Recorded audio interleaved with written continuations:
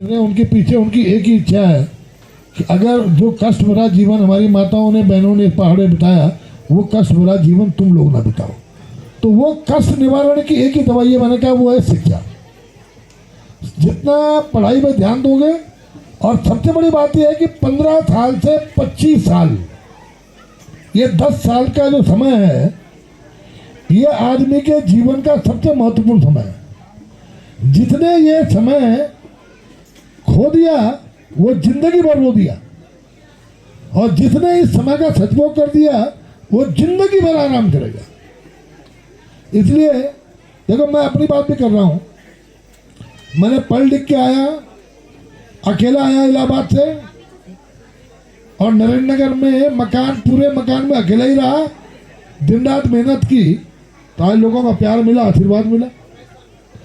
अगर मेहनत नहीं करोगे और उसके बाद हवा में तो कभी कभी जीत जाते हैं कुछ लोग, लेकिन हवा हमेशा नहीं चलती। अपनी मेहनत हमेशा आदमी को कुछ ना कुछ देती है, और मेहनत करके कोई छोटा नहीं होता। इसलिए बेटा मेहनत करो, आगे बढ़ो, और आपके पास जैसे बताया गया कि अच्छे अध्यापक हैं जो आपके गाइड हैं। एक स्कूल का नाम एक ऐसे व्यक्ति के नाम पे जो स्वयं प्रेरणा देने का काम करते हैं। तो इन तमाम चीजों से आप सीख लोगे तो चंद्रवीर भाई दो कि सब यूट्यूब की कमाल दिवाकर भाई जॉन सर गाना में गढ़वाल बच्चा ही था डांस करना गाँव का, इधर जॉन सर से है होगा। इसका मतलब क्या है बच्चों? इसका मतलब है हर बच्चे के अंदर क्षमता है। वो बच्चा इको खत्म कर दो भाई, इसका इको खत्म करो इसका, है वो गरीब घर का बच्चा हो चाहे अमीर घर का बच्चा हो, हर बच्चे के अंदर वो एक इंसान छिपा है जो दुनिया में अपने को बहुत मजबूती के साथ स्थापित कर सकता है। सब बच्चों में समान संभावना है। अब सवाल जो बच्चे को माँ बाप किस तरह से गाइड करते हो, कैसे अध्यापक मिलते हैं जो बच्चे को गाइड करने का काम करें। अब दुर्भाग्य से माँ तो मर जाता है अनपढ़ सन, वो सबसे बड़ी नुकसान थी। और मास्टर भी अगर चंगड़ा भी मिल गई तो बच्चों की भविष्य खत्म। तो मैं तुम्हारे गलत होंगे। और अगर मास्टर अच्छा मिल गया तो समझ लो कि सुदूर गांव से निकला बच्चा भी देश के अंदर किसी भी पद पर बैठ सकता है। बस उसके लिए 2-3 चीज जरूरी है बच्चों। पहला क्या है? अनुशासित होना चाहिए। अगर बच्चे में अनुशासन नहीं है तो बच्चा बहुत आगे नहीं बढ़ पाएगा। दूसरा क्या होना चाहिए? सपने देखते हो घर में? सपने देखते हो? क्या सपने देखते हो? जलेबी खाने को मिल गई, जलेबी बर्फी मिल गई, सपना देखना। क्या सपने देखते हो? जो बच्चा सपना नहीं देखता, जो व्यक्ति सपना नहीं देखता, वो भी बहुत बड़ा आदमी नहीं बन सकता। बड़े होने के सपने को देखो, और जब सपना देख लिया बड़ा होने का तो क्या करना चाहिए? उस सपने को पूरा करने के लिए उसको लक्ष्य मानकर प्रयास करना चाहिए। क्या करना चाहिए बेटा? अब प्रयास कैसे करोगे? प्रयास 2 चीजों से सफल होते हैं। एक तो है कि तुम्हारी कक्षा में बहुत अच्छा पढ़ने वाला बच्चा है, बच्ची लड़की है, और इम्तिहान के दिन उसकी कॉपी गायब कर दो, किताब गायब कर दो कि मैं फर्स्ट आ जाऊंगी, सेकंड हो जाए। इसे कहते हैं नकारात्मक सोच। और एक है कि तुम्हारी कक्षा में जो सबसे अच्छा बच्चा है वो 90% नंबर ला रहा है, तो तुमने लक्ष्य बना दिया कि मुझे 91% नंबर लाने लाने, और उस 91% नंबर लाने के लिए तुमने दिन रात करके पढ़ाई शुरू की, एक सकारात्मक सोच के साथ और एक रचनात्मकता की भावना के साथ। तो निसंदेह मान लो कि 92% मार्क्स तुम्हारे आएंगे। क्योंकि बच्चों ये चीज हमेशा ध्यान रखना, दुनिया का कोई लक्ष्य, कोई भी लक्ष्य दुनिया का इंसान की हिम्मत से बड़ा नहीं हो सकता। समझ लो मेरी बात को। अगर इंसान किसी लक्ष्य को लेकर के आगे बढ़े तो एक ना एक दिन वो लक्ष्य पूरा होगा। हम लोग जब बच्चे थे तो हमें बताया जाता था चंदा मामा दूर के, क्या बोलते थे भाई? और आज इंसान चांद पे उतर रहा है। अभी मैं पढ़ रहा था किसी देश किस देश का आया था कि उस देश की पहली महिला हुई वो चांद में जा रही है। अभी 2-3 दिन पुराने किसी अखबार में आया। और चांद जैसे हम हवाई जहाज की टिकट लेते हैं ना, अब चांद में जाने के लिए भी टिकट लग रहा है कि इतना करोड़ रुपए जमा करके ले जाएंगे वो। और हमने सुना था चंदा मामा दूर के। अगर आदमी सोचता नहीं, सपने नहीं बनाता कि मुझे चांद में जाना है, तो आज चांद में पहुंच सके थे। इसलिए बड़े सपने देखो और गांव की पृष्ठभूमि से निकले हुए एक मेरा क्लास फेलो भी है लड़का, रविंद्र पवार नाम है, खाड़ी के ऊपर रहता है। और ये जो हमारे प्रमुख जी हैं उनके चाचा की लड़की है इसके पास। रविंद्र पवार भैंसियारों के प्राइमरी स्कूल में पढ़ा और भारत की सर्वोच्च सेवा आईएएस में निकला और अभी रिटायर हुआ है सेक्रेटरी भारत सरकार का। तो हमें कहा उसको लक्ष्य मान के चलो। कभी सुल्ताना हमारे समय दुर्भाग्य क्या था? हमारे समय हमारी किताबों में हमें क्या पढ़ाते थे बच्चों? तुमने पढ़ी होगी कईयों ने, कुछ मुझसे बड़े भी होंगे। सुल्ताना डाकू और खड़क सिंह को आदर्श दिखाया जाता था। सुल्ताना डाकू और खड़क सिंह को हमने आदर्श नागरिक के रूप में पढ़ा है। क्यों भाई जुटू तूने पढ़ा? विक्रम पढ़ा है ना? उसमें क्या था कि सुल्ताना डाकू वगैरह कहते थे बड़े लोगों को लूट के छोटे लोगों को बांट देते हैं। डकैती डकैती है, चाहे वो बड़े के घर में डकैती है चाहे छोटे घर में डकैती हो। तो दुर्भाग्य से हम लोगों को सुल्ताना डाकू और खड़क सिंह को आदर्श पुरुष के रूप में दिखाया गया। हमेशा जो व्यक्ति सकारात्मक सोच के साथ आगे बढ़ा हो उसको अपना आदर्श मान के उससे प्रेरणा लेके और अपने लक्ष्य को बनाकर वो लक्ष्य की ओर बढ़ो तो निश्चित रूप से लक्ष्य तुम्हारे चरणों में होगा। अब दूसरा किस्सा तुम्हें सुना रहा हूं, मैं बच्चों को हर जगह सुनाता हूं। अभी कुछ दिन पहले एक वाशिंगटन पोस्ट अखबार है अमेरिका का, उसके पहले पन्ने में एक महिला की फोटो आई 1968 की, जबकि 1968 की। उसने अपने एक ऐसा कोई हाथ में कोई चीज रखी थी। उसने कहा था एक दिन आएगा कि इंसान अपनी गाड़ी के भीतर बैठ के टेलीफोन की तरह बात करेगा।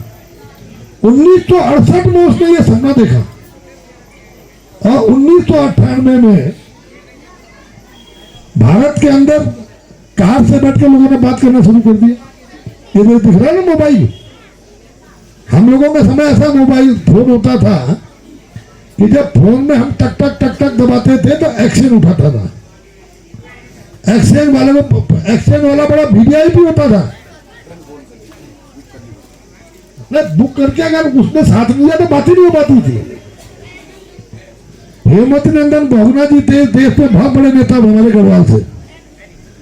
वो दिल्ली में जब मुझे उनसे बात करनी होती थी नरेंद्र नगर से, तो 3 मिनट बात करने के 256 रुपए का बिल आता था। 3 मिनट बात करने का 256 रुपए का बिल आता था। और वो कॉल भी अगर संबंध नहीं है तो 2 दिन तक मिलती भी नहीं थी। गांव में किसी का टेलीग्राम आ गया, तार बोलते थे कि तार आ गया, तो पूरा गांव बड़ा संकेत होता था कि कोई बुरी खबर होगी तो तार आया। हम लोग जब बाहर पढ़ते थे, अगर 1 महीने में घर में चिट्ठी का जवाब नहीं भेजी ना चिट्ठी हम लोगों ने, तो माँ बाप परेशान हो जाते थे। फिर किसी रिश्तेदार को फोन करके पूछते थे जरा जाके देखना हॉस्टल में वो ठीक है कि नहीं है, कि तबीयत तो खराब नहीं है। यही था। आप तुम इतने सौभाग्यशाली हो कि हर घर में मोबाइल है, हर घर में टेलीविजन है। आप 1 सेकंड के अंदर दुनिया के किसी कोने में बिना पैसे के बात कर सकते हो। आप इंटरनेट का वो लगाई वाईफाई, आप मुफ्त में करो दुनिया के किसी कोने में। मेरी बेटी ऑस्ट्रेलिया में है और हम लोग रोज बात करते हैं वीडियो कॉल में। यहाँ आते भी जब प्रताप नगर आ रहा था तब भी बात की। अब बच्चों को मिस ही नहीं करता आदमी, बच्चों की रोज मिल जाती है खबरें। तो बेटा इतनी सुविधाओं को मिलने के बाद अगर हम फिर भी अगर सफलता की ओर नहीं बढ़ रहे हैं, कोई बड़े लक्ष्य की ओर नहीं जा रहे हैं, तो निश्चित मान लो कमियां हमारे भीतर है। हाँ, दूसरा क्या हो रहा है, तुम्हारा प्रताप में है कि नहीं है? कई लोग ही खोला जो दूध ढालवाला मान बसे है, बस सोनू है वो प्रताप नगर बोल रहे भी ढालवाला से आज कैसे बोलो हमारो आदमी को छोड़ी के जाऊं तो कख मैदान और दिल्ली हरियाणा को आदमी आऊं तो पहाड़ों में। ये दुर्भाग्य है। कभी बेटा तुम्हारे थपके रिश्तेदार होंगे दिल्ली में, वहां के बच्चों ने पूछना कभी कि तुम्हें चांद तारे कितने दिनों में दिखाई देते हैं? महीने महीने तक दिल्ली के बच्चे चांद तारे नहीं देख पाते, इतना खराब हो गया पर्यावरण। हम बहुत सौभाग्यशाली हैं कि शुद्ध हवा में रह रहे हैं, शुद्ध हवा के साथ साथ अपना पर्यावरण बचाने की कोशिश तो कर रहे हैं, दुनिया के पर्यावरण को बचाने में अपना सहयोग दे रहे हैं। और ये मैं वन मंत्री बना तो मुझे लगा कि आखिर वन विभाग के ऊपर कितनी बड़ी जिम्मेदारी है। पूरी दुनिया में पानी का जो स्तर है वो नीचे गिरते जा रहा है, पानी कम हो रहा है दुनिया में। और केप टाउन एक शहर है दुनिया का जिसको पानी जीरो पानी का शहर घोषित किया है, दुनिया का पहला। और जैसे हमारे पेट्रोल पंप में पेट्रोल मिलता है ना, केप टाउन में ऐसे पानी दे रहे हैं लोगों को। हमारे जो बर्फ के पहाड़ है जिन्हें ग्लेशियर कहते हैं, वो लगातार पीछे खिसकते जा रहे हैं। माने पीछे खिसकते कैसे? एक तो ये खड़े हैं, इनको पीछे धक्का दे दिया, पीछे खिसक गया ना। वो ऐसे नहीं खिसक रहे, पहाड़ वहीं पे है, बर्फ खत्म हो गई, बर्फ का क्षेत्र लगातार पीछे जा रहा है। अगर नदियां सूख गई तो क्या हाल होगा? इसलिए आज पेड़ों को लगाना, आज पेड़ लगवा रहे हैं, दिवाकर जी ने कहा यहाँ पेड़ लगाना है। पेड़ लगाना एक औपचारिकता न बने, अगर पेड़ लगे तो पेड़ों को बचाने का काम भी करना है, संरक्षण का काम भी करना है। हमारा वन विभाग बहुत कोशिश कर रहा है कि किस तरह से हम लोग वन विभाग के अधिकारियों को जनता से दोस्ताना भूमिका हो, कि वो जनता के प्रति दोस्ताने की तरह रहे, तभी जनता भी जंगलों के प्रति दोस्ताना बनेगी। और जंगलों को बचाना आज बड़ी बड़ी आवश्यकता भी है। इसके बारे में मैं केवल इतना कह रहा हूं, बच्चों हमने तो खुली हवा में सांस ले ली, तुम लोग भी ले लोगे, लेकिन तुम्हारे आने वाली पीढ़ी को पानी और ऑक्सीजन के बिना जीना दूर हो जाएगा अगर हम आदमी नहीं चेते। इसलिए जो कहा है प्रधानमंत्री जी ने, वो दिया है क्या, मिशन लाइफ।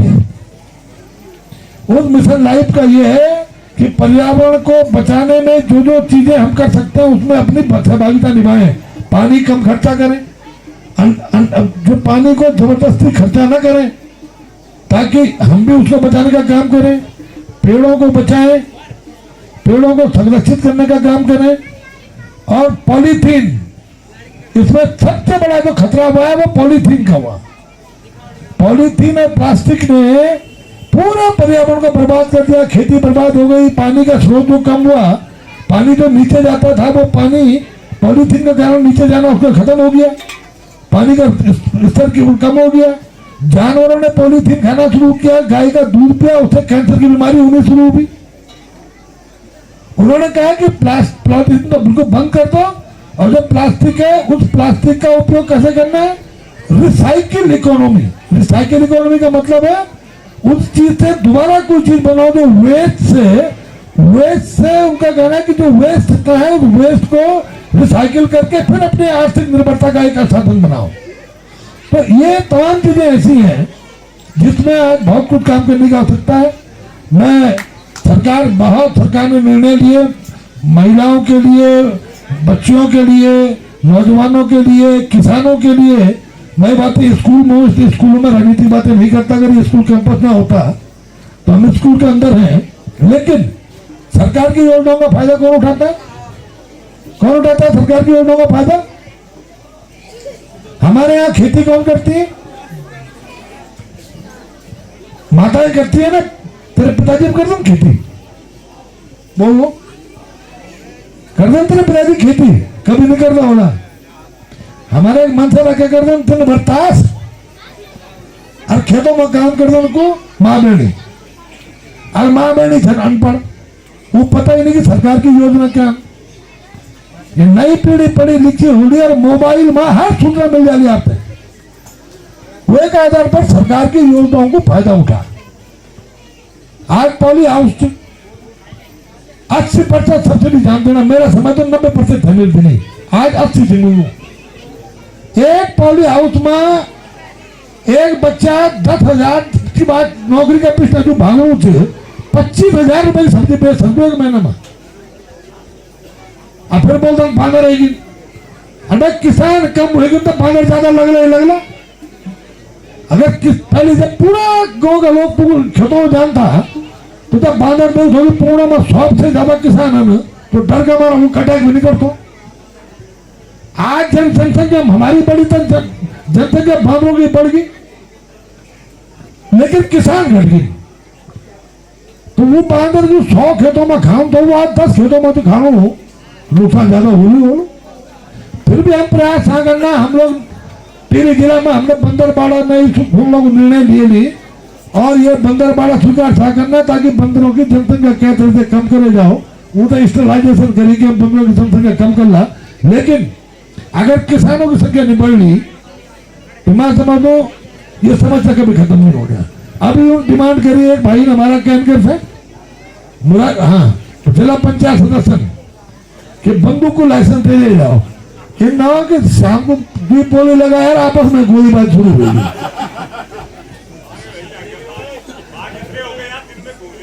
अरे दिन में नहीं, मैं बाघ देखी उतर पैंट गिरी भैयाली, बंदूक चलाने की बात तो दूसरी थी। हम लोगों ने कोशिश था करना जानवरों का मारने पर हम लोगों ने मुआवजा भी बढ़ाए, और अब एक कॉर्पस फंड बना ली हम लोगों ने। पहले कई साल तक नहीं मिलता, कॉर्पस फंड बना ली, और जितना पैसा लुकारा रुकिया था वो सब रिलीज कर दी। लेकिन हमारी सबसे बड़ी चिंता क्या थी कि आदमी और जानवर की जो लड़ाई थी ये थे कने रोके जाओ। ये मैं क्या गांव वालों को काम क्या थी, हाथ जितना कूड़ा कबाड़ू तो खाऊं तो सामने गांव का सामने फेंक देना। तो जब गांव का सामने चीज फेंकला तो जानवर खाना उड़ी थी। एक तो अपना गांव में सफाई रखा, दूर जो चीज जो खराब हो जाने दूर फेंका वो पे। दूसरों अपने गांव में अपने बाटों की घास नहीं काट लो, शर्म चौड़ी घास काट लो। भाई अगर जब आपको घास हो तो तकलीफ जानवर छुप दो। अगर वो अपने आप सफाई जो रखी। तीसरा स्ट्रीट लाइट की जो बात करी, हम अपना वन विभाग में ये बनाना चाह नीति की जानवरों से बचाना खातिर गाँव से कने स्ट्रीट लाइट दिए जाओ। ये पर हम अगले छह बनना और हमें कल रही थी। हम बहुत सुधार था करना, पेड़ काटने की अनुमति अपनी जमीन पर 21 जातियों के अलावा बाकी सब पर मुक्त था करना। चीड़ भी हम मुक्त था करना कि अपनी जमीन पर आदमी को चीड़ रहेगी वो काट सकती। बहुत हम लोगों ने ग्राम सभा में ग्राम प्रधान की अध्यक्षता में जो जंगलों में आग लग जानी वो बचाना खातिर ग्राम प्रधान की अध्यक्षता में कमेटी बने, और वही कमेटी से 40,000 रुपये में देना काम कर रहा। साथ साथ जो आग लगनी वह अगर लोगों को जो लोकल लोग सहयोग कर रहा तो उठाई प्रदेश स्तर पर पुरस्कृत करना काम भी कर रहा।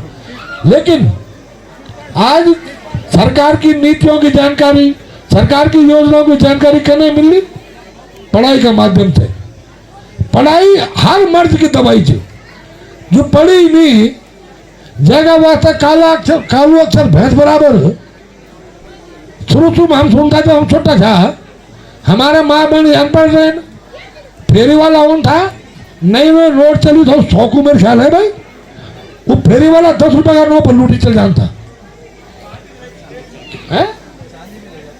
तो ये वास्ता जितने पुराने लोगों ने पढ़ाई, लेकिन अपना बच्चों से जरूर पढ़ाया, नौनियों से जरूर पढ़ाया। बिना पढ़ाई का के भी लड़ाई से हम जीत नहीं सकता। अब रहे स्कूल की बात, नत्था सिंह जी